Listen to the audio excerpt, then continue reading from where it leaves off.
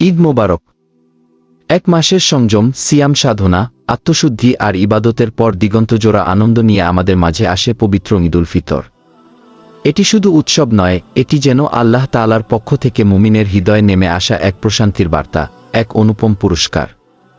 জাহেলি যুগের অন্ধকারে মানুষ যখন নানা পার্থিব উৎসবে মত্ত ছিল, তখন আল্লাহ তাআলা মুসলমানদের জন্য দান করেছেন দুইটি মহান দিবস, ঈদুল ফিতর ও ঈদুল আজহা।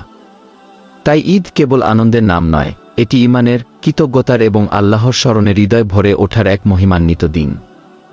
পবিত্র কুরআন আমাদের শিক্ষা দেয়, রমজানের রোজা পূর্ণ করার পর আমরা যেন আল্লাহর শ্রেষ্ঠত্ব ঘোষণা করি এবং তার প্রতি শুকরিয়া আদায় করি।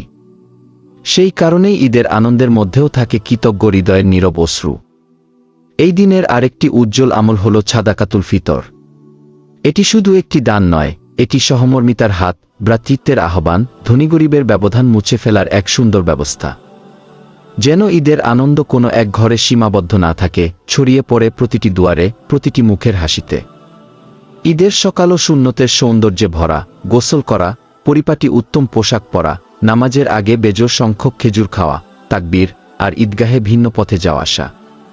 সব মিলিয়ে ঈদ হয়ে ওঠে ইবাদত ও আনন্দের এক অপরূপ সমন্বয়। সর্বোপরি ঈদ আমাদের শেখায় ভালোবাসতে, ক্ষমা করতে, কাছে টানতে এবং ভ্রাতৃত্বের বন্ধন আরও মজবুত করতে। আসুন এই ঈদে আনন্দ শুধু নিজের মাঝে নয়, ছড়িয়ে দিই সবার হৃদয়ে। ঈদ মোবারক।